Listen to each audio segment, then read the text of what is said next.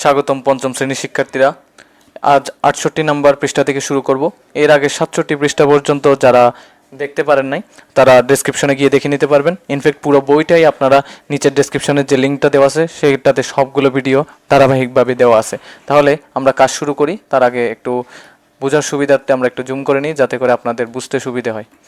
ঠিক আছে, তাহলে চলেন। প্রথমত বলছে আমাদের সাধারণ ভগ্নাংশে রূপান্তর। চলেন করা যাক সাধারণ ভগ্নাংশে রূপান্তর। প্রথমত আছে 0.3, এখানে 10 নিচে আছে, উপরে কি বসাবেন? খুব ইজি, এই 3টা বসিয়ে দেন।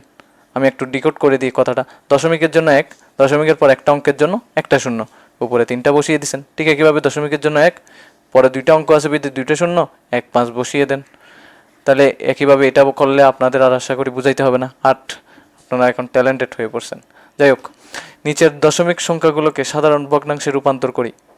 ঠিক আছে, দশমিক ভগ্নাংশগুলোকে, দশমিক সংখ্যা যেগুলো দেখতে পাচ্ছি এগুলোকে সাধারণ ভগ্নাংশে রূপান্তর করব। সম্ভব হলে ভগ্নাংশগুলোকে তার লঘিষ্ঠ আকার মানে ছোট আকারেও প্রকাশ করব। চলেন করা যাক। দশমিকের জন্য প্রথমত একটা টান দেন। দশমিকের জন্য 1, দশমিকের উপর 2টা অঙ্ক আছে, 2টা শূন্য বসিয়ে দেন। 4 যেহেতু আছে 4 উপরে বসিয়ে দেন। ইজি হইল না? তাহলে কাটাকাটি করেন। 4কেও 2 দিয়ে কাটা যায়, 100কেও 2 দিয়ে ভাগ করা যায়। এক কথাই হলো 4কেও 2 দিয়ে ভাগ করা যায়, 100কেও 2 দিয়ে ভাগ করা যায়। 4কে 2 দিয়ে ভাগ করলে 2, 100কে 2 দিয়ে ভাগ করলে 50। তাহলে আনসার কত পাচ্ছি আমরা? 50/2। 50/2। আরও একটু পাচ্ছি। দাঁড়ান। এটা একটু আমরা ক্যান্সেল আউট করি। এই জায়গাটা থেকে আরও পাচ্ছি। আমি কি পাচ্ছি সেটা দেখাচ্ছি। ওয়েট। তাহলে এখানে দেখেন 2 এবং 50কেও কাটা যায়। 2কে 2 দিয়ে ভাগ করলে 1, 50কে 2 দিয়ে ভাগ করলে 25। তাহলে পেয়ে গেলাম। তাহলে উপরে 1, নিচে হলো 25। খুব ইজিলি পেয়ে গেলাম। ওকে, তাহলে এর পরেরটা দেখা যাক। এর পরেরটা বলতেছে এটা 0.35। তাহলে দশমিকের জন্য 1 বসিয়ে দেন। দশমিকের পর 2টা অঙ্ক আছে, 2টা শূন্য বসিয়ে দেন। তারপর 3 5 আছে, বসিয়ে দিলাম। তাহলে চিন্তা করেন, শেষে 5 শেষে 0, শেষে 5 শেষে 0, তাহলে 5 দিয়ে ভাগ করা যায়। তাহলে 35কে 5 দিয়ে ভাগ করলে 7, আর 100কে 5 দিয়ে ভাগ করলে 20। আর ভাগ করা যায় না, তার মানে আনসার হলো 20/7। খুব ইজিলি কমপ্লিট করে ফেললেন। তাহলে এর পরেরটা দেখা যাক। এই দশমিকের জন্য 1, দশমিকের পর 2টা অঙ্ক আছে, তাহলে 2টা শূন্য, 75 বসিয়ে দেন।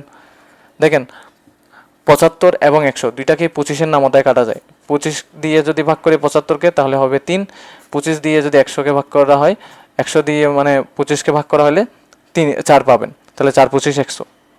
তাহলে উপরে পাচ্ছেন 3, নিচে পাচ্ছেন 4। একইভাবে এটাও করা যাক। দশমিকের জন্য 1, দশমিকের পর 2টা অঙ্ক, 2টা শূন্য, 25 বসিয়ে দেন। তাহলে এবার করা যাক। 25 একে 25, 4 25 100। তাহলে 4/1 হবে আমাদের আলটিমেট আনসার। বুঝছি? তাহলে এর পরেরটা দেখা যাক। এর পরেরটা এই যে দেখুন কি মজার কাহিনী। 10/3 থাকলে আমাদের 0.3 হয়, 100/27 থাকলে 0.27 হয়।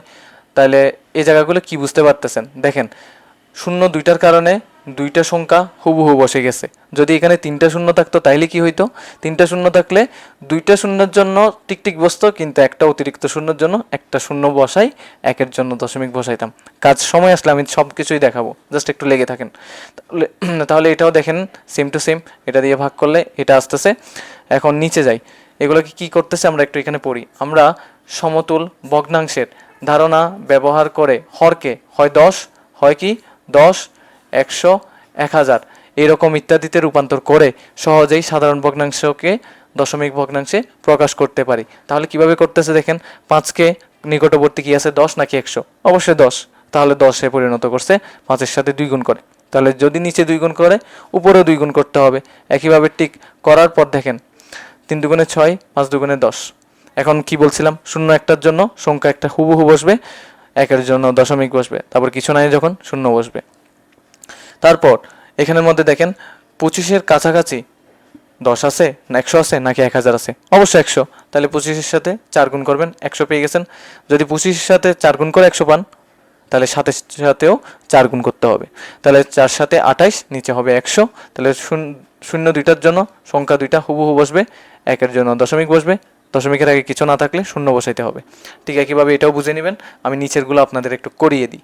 চলেন চিন্তা করেন 20-এর কাছাকাছি কোন সংখ্যাটা গুণ করলে আমরা 10 পাবো, নাকি 100 পাবো, নাকি 1000 পাবো? কোনটা পাবো? বলেন তাড়াতাড়ি বলেন, কোনটা পাবো? অবশ্যই 100 পাবো, তাই না? তাহলে 20-এর সাথে আমরা 5 গুণ করি, তাহলে দেখবেন 100 পেয়ে যাচ্ছি। যদি নিচে 5 গুণ করি, উপরেও আমাদের 5 গুণ করতে হবে। তাহলে করা যাক। তাহলে 5 সাথে 35, এই যে 5 সাথে 35, তারপরে 5 20-এ 100, খুব ইজিলি পেয়ে গেলাম না? তাহলে শূন্য দুইটার জন্য সংখ্যা দুইটা হুবহু বসাই দিই। একের জন্য দশমিক বসান, যেহেতু দশমিকের আগে কিছু নাই তাহলে শূন্য বসিয়ে দেবেন, ঠিক আছে? একইভাবে এটা করা যাক। 25-এর সাথে 4 গুণ করলে 100 হয়, তাহলে 11-র সাথেও আমাদের 4 গুণ করতে হবে, যেহেতু নিচে 4 দিয়ে গুণ করছি, উপরেও 4 দিয়ে গুণ করতে হবে। তাহলে 4 25 কত? 100। তাহলে 4 11 কত? 44। খুব ইজিলি পাইলাম। শূন্য দুইটার জন্য সংখ্যা দুইটা হুবহু বসিয়ে দিব। তারপরে কি করব? একের জন্য দশমিক বসাবো, কিছু নাই মানে এর আগে শূন্য বসিয়ে দিব। খুব ইজি। 50-এর সাথে 2 গুণ করলে 100, তাহলে 37-এর সাথেও আমাদের 2 গুণ করতে হবে, যেহেতু নিচে 2 দিয়ে গুণ করছি। তাহলে 37 দুগুণে 74, 50 দুগুণে 100। তাহলে করা যাক। শূন্য দুইটার জন্য সংখ্যা দুইটা হুবহু বসে যাবে। তারপর কি হবে? তারপর হবে খুব ইজিলি, এখানে দশমিক বসাবো। বসানোর পর একের জন্য তো দশমিক বসাইছেন, ঠিক আছে? একের জন্য কি বসাইছেন? একের জন্য দশমিক বসাইছেন। তারপরে এখানে যেহেতু এর আগে কিছু নাই, শূন্য বসিয়ে দিবেন। ক্লিয়ার? এবার করা যাক। এরপর এখানে দেখেন 4-এর সাথে কত গুণ করলে আমরা 4-এর সাথে কোনো কিছু গুণ করে 10 পাবো না, 100 পাইতে পারি, 1000 পাইতে পারি। তাহলে 100 আগে নাকি 1000 আগে? অবশ্যই 100 আগে। তাহলে 100-কে পাওয়ার জন্য কি গুণ করতে হবে 4-এর সাথে? অবশ্য 4 25 100। তাহলে 25 গুণ করব। তাহলে নিচে 25 গুণ করলে উপরেও 25 গুণ করতে হবে। ক্লিয়ার? ক্লিয়ার?